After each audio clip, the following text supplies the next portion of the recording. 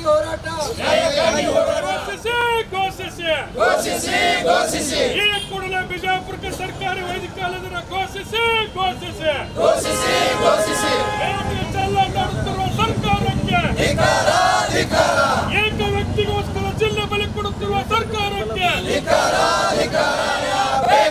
ಈ ಕೂಡಲೇ ಸರ್ಕಾರಿ ವೈದ್ಯಕೀಯ ಕಾಲೇಜಿನ ಘೋಷಿಸಿ ಬೇಕೇ ಬೇಕು ಸಂಪೂರ್ಣ ಸರ್ಕಾರದ ಅಧೀನದಲ್ಲಿ ನಡೆಸಬೇಕು. ಯಾವುದೇ ಕಾರಣಕ್ಕೂ ಖಾಸಗಿಯವರ ಕೈಯಲ್ಲಿ ಕೊಟ್ಟು ಬಂಡವಾಳಶಾಹಿಗಳ ಕೈಯಲ್ಲಿ ಕೊಟ್ಟು ಈ ವೈದ್ಯಕೀಯ ಮಹಾವಿದ್ಯಾಲಯವನ್ನು ಮಾರಾಟ ಮಾಡಬಾರದು ದುಡ್ಡಿಗೋಸ್ಕರ. ಇದು ವಿಜಯಪುರ ಜಿಲ್ಲೆಯ ಬಡ ಮಕ್ಕಳಿಗೆ ಇವತ್ತ ವೈದ್ಯಕೀಯ ಶಿಕ್ಷಣದ ವಂಚಿತರಾಗ್ತಾರೆ. ಆ ಕಾರಣಕ್ಕಾಗಿ ಯಾವುದೇ ಕಾರಣಕ್ಕೂ PPP ಮಾದರಿಯಲ್ಲಿ ಮಾಡಬಾರದು ತಿಳ್ಕೊಂಡು ಹೇಳಿ ಒಂದು ಹೋರಾಟ ಸಮಿತಿ ವತಿಯಿಂದ ಇಡೀ ವಿಜಯಪುರ ಜಿಲ್ಲೆಯ ಬೆಂಬಲದೊಂದಿಗೆ ನಾವು ಧರಣಿ ಸತ್ಯಾಗ್ರಹವನ್ನು ಪ್ರಾರಂಭ ಮಾಡಿದ್ದೇವೆ. ಅನಿರ್ದಿಷ್ಟ ಧರಣಿ ಸತ್ಯಾಗ್ರಹವನ್ನು ಇವತ್ತಿಗೆ 77ನೇ ದಿವಸ ಆಯಿತು. ಮೊನ್ನೆ ದಿವಸ 75ನೇ ಕಾಲಿಟ್ಟ ಸಂದರ್ಭದಲ್ಲಿ ವಿಜಯಪುರ ನಗರದಲ್ಲಿ ದೊಡ್ಡ ಪ್ರಮಾಣದ ನಾವು ಮೆರವಣಿಗೆ ಮಾಡಿದ್ದೇವೆ. ಇಡೀ ವಿಜಯಪುರ ನಗರದ ಎಲ್ಲ ಶಾಲಾ ಕಾಲೇಜುಗಳ ಮಕ್ಕಳು ಸಹಿತ ಬಂದು ಈ ಸರ್ಕಾರದ ಜನ ವಿರೋಧಿ ನೀತಿಯನ್ನು ಖಂಡಿಸಿ ಅವರು ಕೂಡ ಬೆಂಬಲವನ್ನು ವ್ಯಕ್ತಪಡಿಸಿ ಹೋರಾಟದಲ್ಲಿ ಭಾಗವಹಿಸಿದ್ರು. ಅವತ್ತಿನ ಒಂದು ಸಂದರ್ಭದಲ್ಲಿ ನಮ್ಮ ಹೋರಾಟ ಸಮಿತಿ ವತಿಯಿಂದ ಏನು ಜಿಲ್ಲೆಯಲ್ಲಿರ್ತಕ್ಕಂಥ ದಪ್ಪ ಚರ್ಮದ ಜನಪ್ರತಿನಿಧಿಗಳು 8 ಜನ ಶಾಸಕರ ಪೈಕಿ ಅದರಲ್ಲಿ 2 ಸಚಿವರಿದ್ದಾರೆ.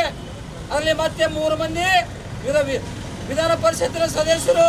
ಇಷ್ಟೆಲ್ಲ ಇದ್ರೂ ಕೂಡ ನಮಗೆ ಇವತ್ತು ಹೋರಾಟಕ್ಕೆ ಇವತ್ತು ಕಿಮ್ಮತ್ತು ಕೊಡ್ತಾ ಇಲ್ಲ ತಿಳ್ಕೊಂಡು ಹೇಳಿ ನಮ್ಮ ಹೋರಾಟ ಸಮಿತಿ ವತಿಯಿಂದ ಅಂಬೇಡ್ಕರ್ ವೃತ್ತದಲ್ಲಿ ಅವರ ಪ್ರತಿಕೃತಿ ದಾನ ಮಾಡಿದ್ದೇನೋ ಅವತ್ತ.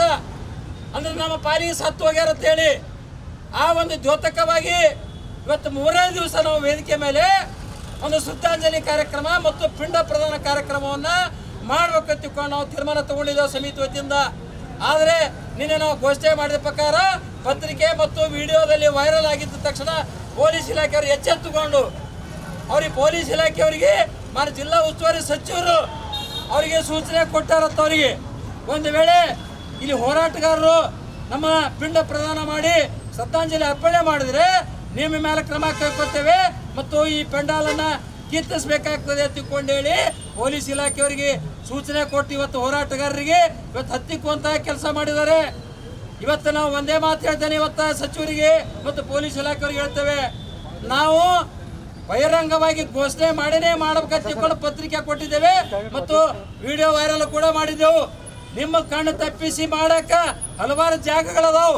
ಹಿಂದೆ ಆಲಮಟ್ಟಿಯಲ್ಲಿ ಧರಣಿ ಕೂತಾಗೂ ಕೂಡ ನಮ್ಮ ಹೋರಾಟವನ್ನು ನಿರ್ಲಕ್ಷ್ಯ ಮಾಡಿದ್ದಕ್ಕಾಗಿ ಇಡೀ ಜಿಲ್ಲೆಯಲ್ಲಿರ್ತಕ್ಕಂಥ ಶಾಸಕರನ್ನ ಅಲ್ಲಿ ಪ್ರತಿಕೃತಿ ದಾನ ಮಾಡಿ ಆಮೇಲೆ ಕೃಷ್ಣೆಯಲ್ಲಿ ನಾವು ಪಿಂಡ ಪ್ರದಾನ ಮಾಡಿ ಶ್ರದ್ಧಾಂಜಲಿ ಮಾಡಿದ್ದೆವು. ಅದನ್ನು ಅಲ್ಲೇ ಮಾಡಕ್ಕೆ ಬರ್ತದೆ, ಇಲ್ಲೇ ಮಾಡ್ಬೇಕಂತೇನಿಲ್ಲ, ಅಲ್ಲಿ ಮಾಡಬಹುದು ನಿಮ್ಮ ಕಣ್ಣು ತಪ್ಪಿಸಿ.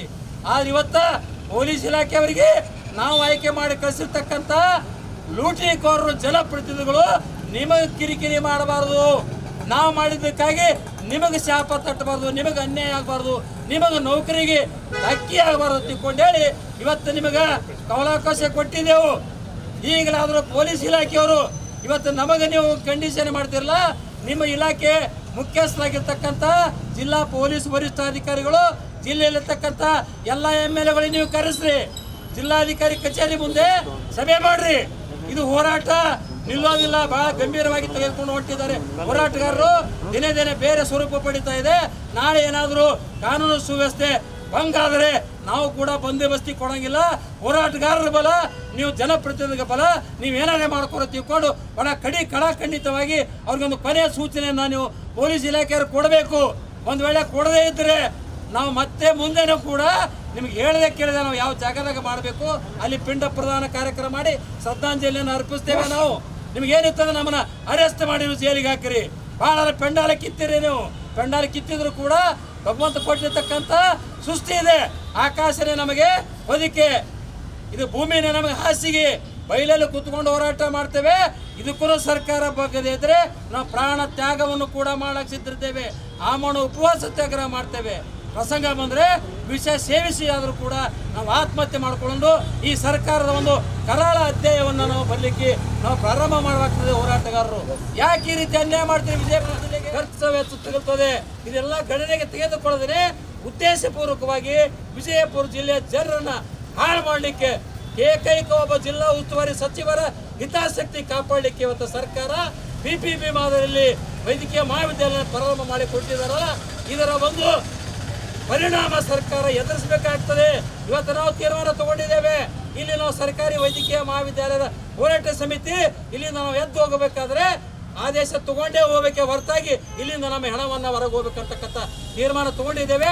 ಹಿಂದೆ ಮಾಡಿದಂಥ ಘೋಷಣೆ ಕೂಡ ಮುಂದೆ ನಾವು ಕೂಡ ಬದ್ರಿದ್ದೇವೆ. ಅದಕ್ಕೆ ಇವತ್ತು ಅವರು ನಮಗೆ ಪಿಂಡ ಪ್ರದಾನಕ್ಕೆ ಅವಕಾಶ ಕೊಟ್ಟಿಲ್ಲ, ನಾವು ಹೆದರಿಲ್ಲ. ಇವತ್ತೇನು ಸುಮಾರು 100 ಪೊಲೀಸರು ಬಂದಾರ ಅಂದ್ರೆ ನಮ್ಮ ಹೋರಾಟದಿಂದ ಇವತ್ತು ಹೆದರಿಕೆ ಐತೆ ಅಂದಂಗಾಯ್ತು ಸರ್ಕಾರಕ್ಕೆ. ಹೆದರಿಕೆ ಅದ ಇವತ್ತು ಬಿಡುದಿಲ್ಲ. ನಾವು ಏನೋ ತಿಳ್ಕೊಂಡಿರ್ಬೋದು, ಇಷ್ಟೆಲ್ಲ ಪೊಲೀಸರು ಬಂದಾರಂದ್ರೆ ಹೋರಾಟಗಾರರು ಹೆದರು ಓಡಿ ಹೋಗ್ತಾರ ತಿಳ್ಕೊಂಡ್ರು. ಹೆದರು ಕುಳುಗಳಲ್ಲ ಇವೆಲ್ಲ, ಬೆನ್ನು ತೋರಿಸಿ ಹೋಗೋರಲ್ಲ. ಏನಿದ್ರು ಬೆನ್ನು ತೋರಿಸೋರು ಇಂಥ ಜಿಲ್ಲಾ ಉಸ್ತುವಾರಿ ಸಚಿವರಂತ ಬೋಗಸ್ ಸಚಿವರು ಇರಲ್ಲ, ಬೋಗಸ್ ಅದಾರ ಇವರು. ಮುಖ್ಯಮಂತ್ರಿಗಳಿಗೆ ಕರ್ಕೊಂಡು ಹೋಗಿ ನಮ್ಮನ್ನು ಯಾವ ರೀತಿ ನಿಂತು ಮಾತಾಡ್ಸಿದ್ರಪ್ಪ ಅಂದ್ರೆ ಒಂದು ರೀತಿ ನಾವೇನೋ ದೊಡ್ಡ ದರೋಡೆ ಮಾಡಿದ್ದೇವೆ, ಈ ದೇಶದ್ರೋಹಿ ಕೆಲಸ ಮಾಡಿದ್ದೇವೆ, ಕರ್ನಾಟಕ ಅನ್ಯಾಯ ಮಾಡಿದಾರ ಅಂತ ರೀತಿಯಲ್ಲಿ ನಾವು ನಿಲ್ಲಿಸಿ ಅರ್ಧ ಗಂಟೆವರೆಗೆ ಅದು ಮಾತಾಡೋದಂದ್ರೆ ಪದ್ಧತಿ ಇಲ್ಲ. ಹೋರಾಟಗಾರರು ಇಲ್ಲೆಲ್ಲ 2-3 ಪೋಸ್ಟ್ ಗ್ರಾಜುಯೇಟ್ ಅಂತವ್ರು ಅದಾರ, ನಿರ್ಧರಿಸಿ ಅದು ಬೇಕಾಗಿ ಯಾರು ಕ್ಯಾರಿಯನ್ ಆಗ್ತಾ ಇರಲಿಲ್ಲ. ಯಾಕಂದ್ರೆ ನಿನ್ನೆ ಅವ್ರನ್ನ ಎಲ್ಲರನ್ನ ಪಾಲಿಗೆ ಸತ್ತಾರ ಅಂತೇಳಿ ಅವ್ರನ್ನ ಸುಟ್ಟು ಅವ್ರನ್ನ ದಹನ ಮಾಡ್ಯಾವು. ಇವತ್ತು ಪಿಂಡ ಕಾರ್ಯ ಮಾಡಾಕತ್ತಿದ್ದೆವು. ಇವತ್ತು 100 ಜನ ಪೊಲೀಸರು ಕರೆಸಿ ನಮ್ಮನ್ನು ಪಿಂಡ ಕಾರ್ಯ ಮಾಡಲಾರ್ದಂಗೆ ಮಾಡಿಸ್ಯಾರ ನಮ್ಮ ಜಿಲ್ಲಾ ಉಸ್ತುವಾರಿ ಸಚಿವರು, ಮುಖ್ಯಮಂತ್ರಿಗಳು. ಇದನ್ನು ಖಂಡಿಸಿ ನಾವು ಇವತ್ತು ತಲೆ ಮೇಲೆ ಕಲ್ಲು ಹೊತ್ತುಕೊಂಡು ಪ್ರತಿಭಟನೆ ಮಾಡಾಕತ್ತೆವು. ನಮ್ಗೆ ರೊಕ್ಕ ಇಲ್ಲಪ್ಪ ಅಂದ್ರೆ ನಾವೆಲ್ಲ ಭಿಕ್ಷೆ ಬೇಡಿ ಕೊಡ್ತೇವೆ ಮುಖ್ಯಮಂತ್ರಿಗೆ. ರಾಜೀನಾಮೆ ಕೊಟ್ಟು ಹೋಗ್ಬೇಕು ಅವರು, ಜಿಲ್ಲಾ ಉಸ್ತುವಾರಿ ಸಚಿವರು, ಮುಖ್ಯಮಂತ್ರಿಗಳು. ಅದಕ್ಕೆ ರಾಜೀನಾಮೆ ಕೊಟ್ಟು ಹೋದರೆ ನಾವೆಲ್ಲ ಹೆಂಗೆ ಮಾಡಬೇಕು ಅನ್ನೋದು ನಮ್ಗೆ ಗೊತ್ತದ. ಅದಕ್ಕೆ ನೀವು ನಾದಾಗಿರಿ ರಾಜ್ಯವನ್ನು ಆಳಕ್ಕೆ ಅಂತೇಳಿ ಹೇಳಕ್ಕೆ ಬಯಸ್ತಿದ್ದೆವು. ಸಚಿವರಿಗೆ ಬೇಕೇ ಬೇಕು, ಬೇಕೇ ಬೇಕು ನೈತಿಕ ಹೊಣೆ ಮತ್ತು ಜಿಲ್ಲಾ ಉಸ್ತುವಾರಿ ಸಚಿವರಿಗೆ, ಜಿಲ್ಲೆಯ ಜನರನ್ನು ಕುತ್ತಿಗೆ ಕೊಯ್ಲು ಹೊರಟಿರುವ ಜಿಲ್ಲಾ ಉಸ್ತುವಾರಿ ಸಚಿವರಿಗೆ, ಮಹಾವಿದ್ಯಾಲಯ ಹೋರಾಟ ಮಾಡುತ್ತಿರುವ ಹೋರಾಟಗಾರರಿಗೆ ಅಪಮಾನ ಮಾಡಿದ ಜಿಲ್ಲಾ ಉಸ್ತುವಾರಿ ಸಚಿವರಿಗೆ, ಮಹಾವಿದ್ಯಾಲಯ ಖಾಸಗಿಯವರಿಗೆ ಮಾರಾಟ ಮಾಡಲು ಹೊರಟಿರುವ ರಾಜ್ಯ ಸರ್ಕಾರಕ್ಕೆ ಬೇಕೇ ಬೇಕು, ನೈತಿಕ ಹೊಣೆ ಮತ್ತು ಜಿಲ್ಲಾ ಉಸ್ತುವಾರಿ ಸಚಿವರು ತಮ್ಮ ಸ್ಥಾನಕ್ಕೆ ರಾಜೀನಾಮೆ ನೀಡಲೇ ಬೇಕೇ ಬೇಕು, ಬೇಕೇ ಬೇಕು. ವಿಜಯಪುರ ಜಿಲ್ಲೆಯ ಜನರ ಮುಕ್ತತೆಯನ್ನು ದುರುಪಯೋಗಪಡಿಸಿಕೊಂಡು ಅಯ್ಯಯ್ಯೋ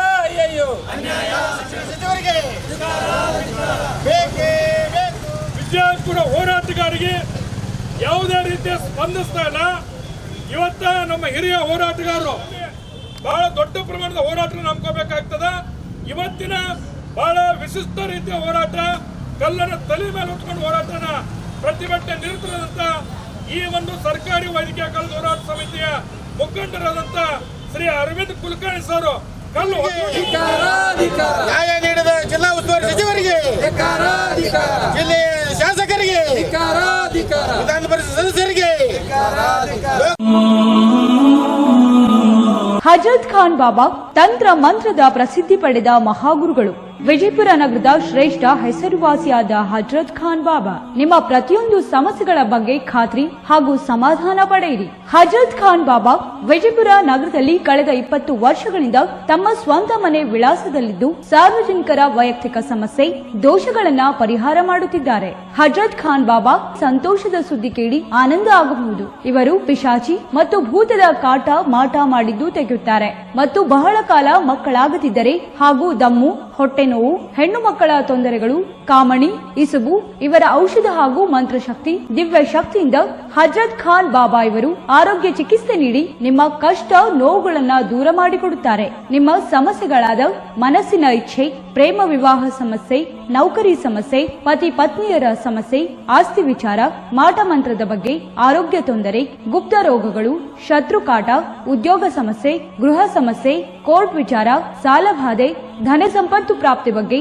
ಸಂತಾನ ಪ್ರಾಪ್ತಿ ಬಗ್ಗೆ, ರೋಗಿಗೆ ಔಷಧ ನಾಟುವ ಬಗ್ಗೆ, ವಿವಾಹ ಸಮಸ್ಯೆ, ವಿದ್ಯೆ ಸೇರಿದಂತೆ ಈ ಎಲ್ಲಾ ಪ್ರತಿಯೊಂದು A to Z ಸಮಸ್ಯೆಗಳ ಬಗ್ಗೆ ಖಾತ್ರಿ ಹಾಗೂ ಸಮಾಧಾನ ಪಡೆಯಿರಿ. ಹಜರತ್ ಖಾನ್ ಬಾಬಾ ಕಳೆದ 2 ದಶಕಗಳಿಂದ ತಮ್ಮ ಸ್ವಂತ ಮನೆ ವಿಳಾಸದಲ್ಲಿದ್ದು ಸಾರ್ವಜನಿಕರ ವೈಯಕ್ತಿಕ ಸಮಸ್ಯೆ ದೋಷಗಳನ್ನ ಪರಿಹಾರ ಮಾಡುತ್ತಿದ್ದಾರೆ.